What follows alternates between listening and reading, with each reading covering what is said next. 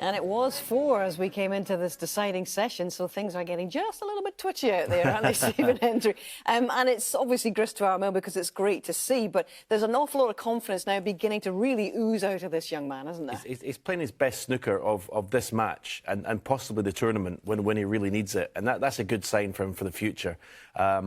He got let in there by a strange shot from Ronnie. I mean, he plays this double, and I don't know whether he's... It was just reckless, basically. If Seja had played that, we'd be criticising him, saying, no, that's just the wrong shot to play. So he lets Seja cut that thin red, and then this blue is just magnificent. It really is.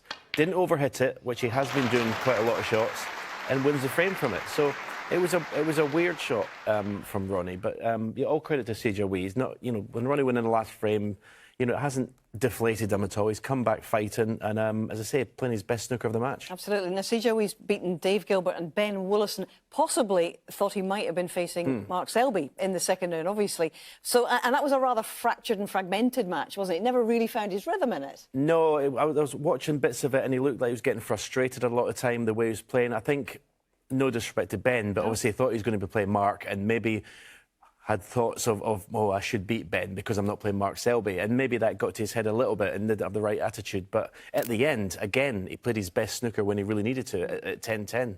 This match still alive for you? Of course it is. Of course it is, because Ronnie O'Sullivan is unpredictable. He's shown brilliance, but he's also shown a lot of bad stuff as well. There's no consistency there. Yeah, absolutely. OK. It's fascinating, isn't it? And indeed, it's fascinating on the other side, too.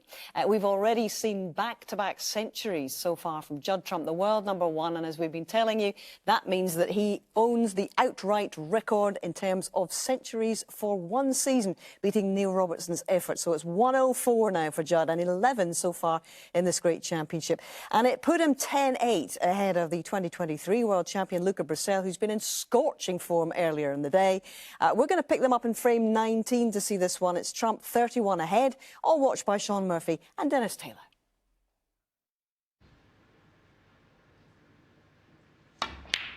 No, that was awkward. I didn't fancy that shot because of the black 11 and red being in the way. Yeah, it's a very strange shot choice, isn't it? Because think about the brown that he turned down a few moments ago. He was right behind the brown. No distractions at all and chose to play the snooker. Didn't have to go for that blue. That was so much more difficult. Nearly 50 minutes since Luca last potted a red. One. Hasn't had much table time at all this evening. But a chance finally to get involved.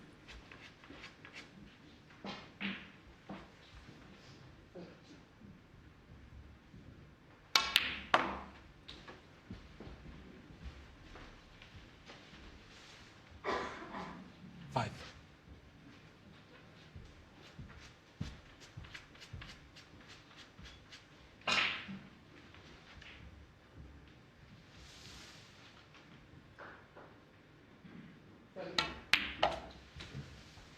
Six.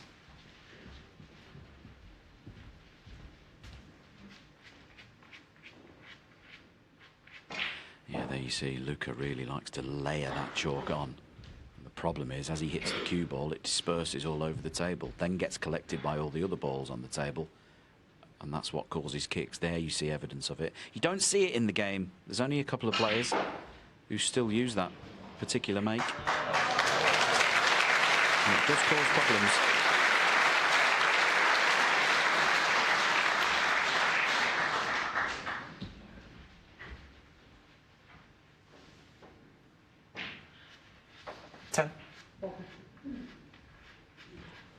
Delicate little shot required here. If he's going to try and get on the black, I don't think he can run through and finish on the blue. If he could, he'll take that on.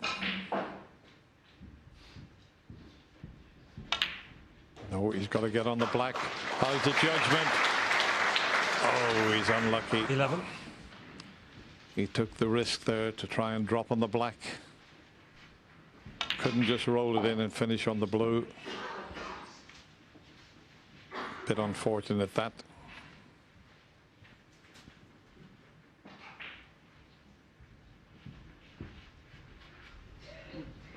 Bravo.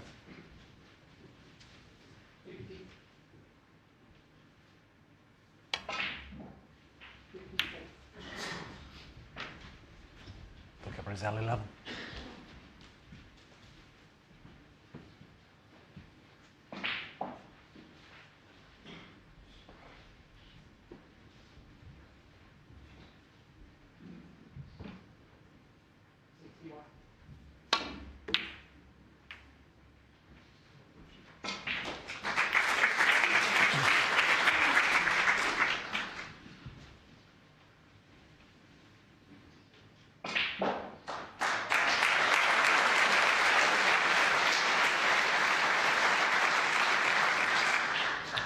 Red's running loose, needs a good cue ball. That red has run past the pocket. Thought for a moment it was going to be left for Judd.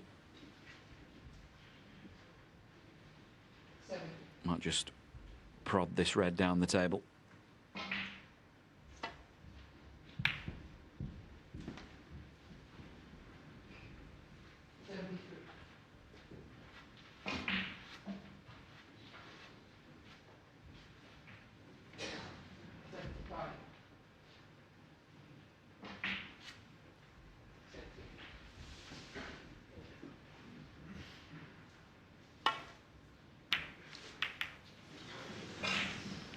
That's one of the most careless shots that Lucas played in this match, you'd have to say. That was a very poor safety shot there to catch the blue. In fact, he hit the cushion before he hit the red. And that could be costly. That unforced error could have cost him this frame.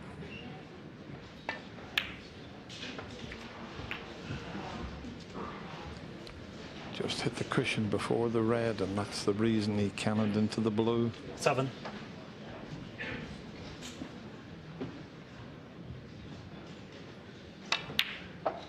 Eight.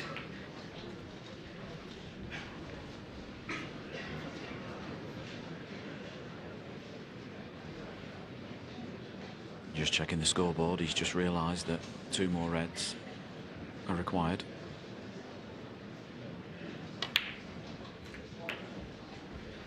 And I think the red nearest the black spot is only available into the left corner. 15.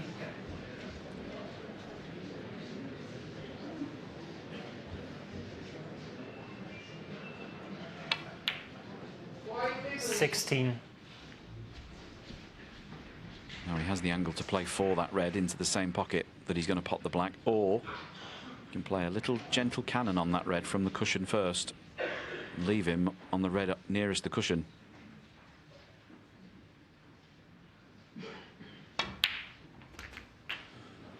Yeah, as you predicted. And just needs the one more red, 23. but he played that perfectly.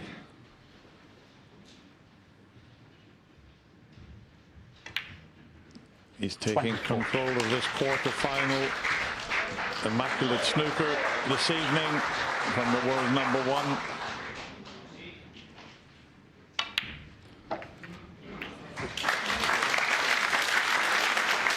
Luca Bissell has done very 31. little wrong this evening. 32. Started with 2 century breaks, and now he's going to open up a 3-frame advantage. He'll take some stopping now.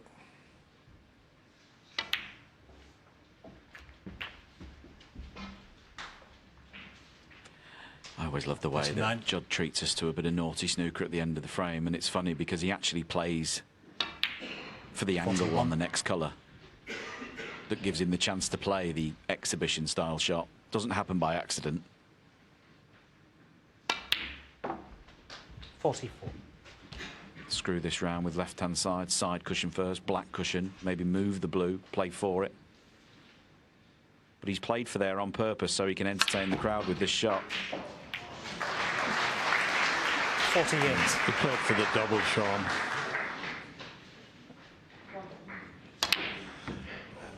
Oh.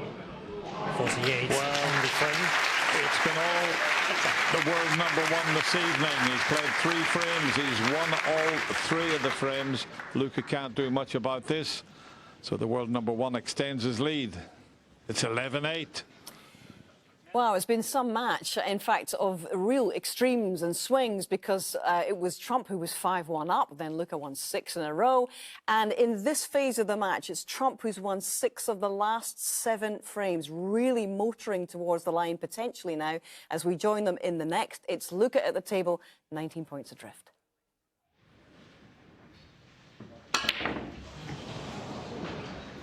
Well, I think he was a bit annoyed at where he put the cue ball there. Has he got away with this?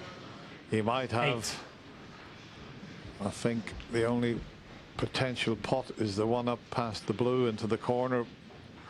But maybe a little frustration from Luca Brazil there, because he had an awkward angle on the blue. It was an unbelievable shot he was attempting there.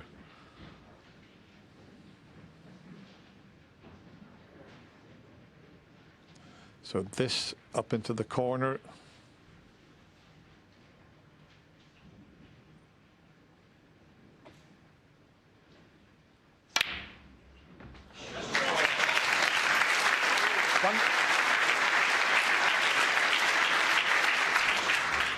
He's one more good shot, as we show you that long pot again. He's one more good positional shot away from giving himself a chance to win all 4 frames in this little mini session.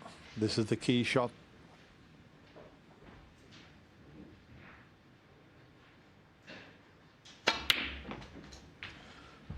This looks good if it keeps on running. Does it keep on running or pull up? He's okay, perfectly played.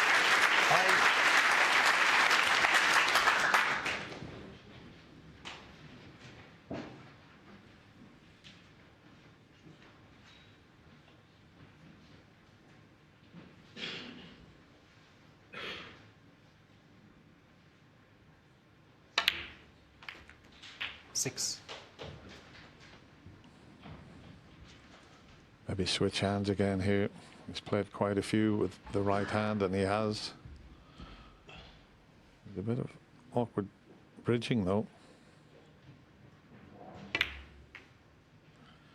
He seems very comfortable now when he switches hands. He's come out this evening and he's certainly performed like a world #1, Sean. Yeah, goodness me, he has. 13. When he needed it most, he was able to bring his best. That's the mark of a world #1.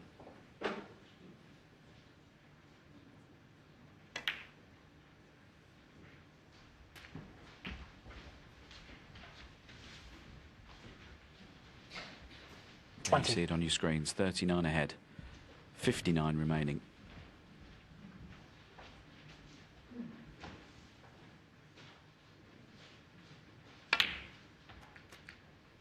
$21.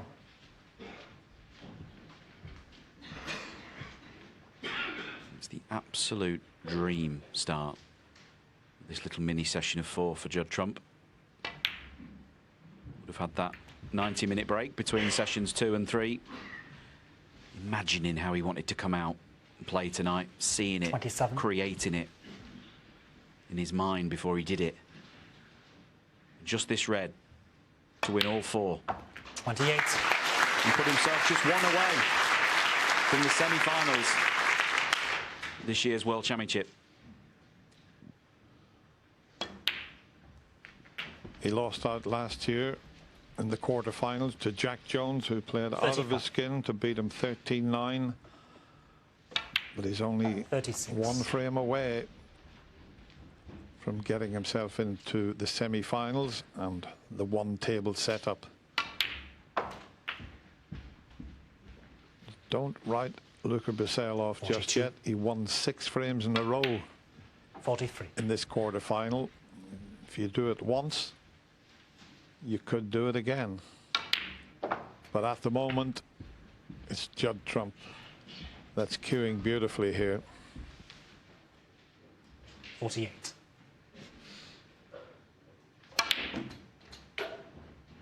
50.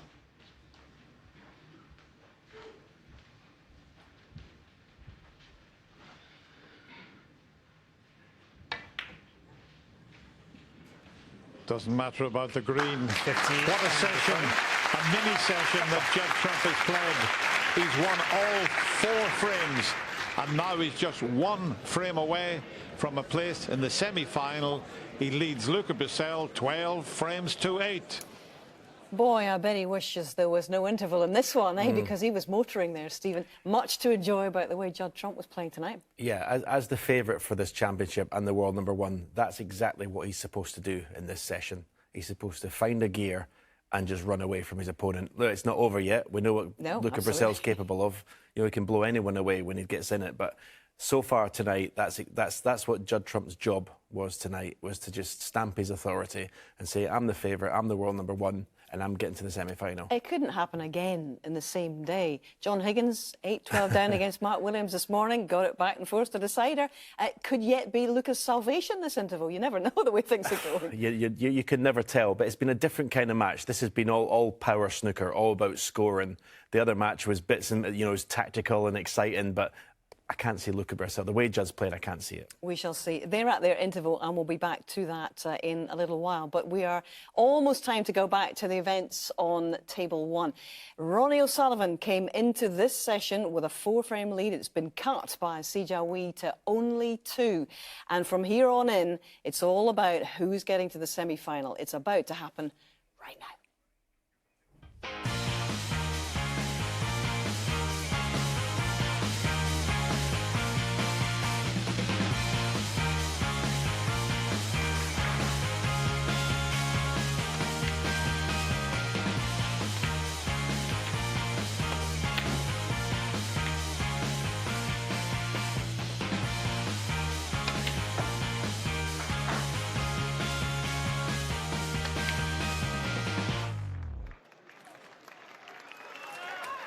So, it's 11-9 to O'Sullivan.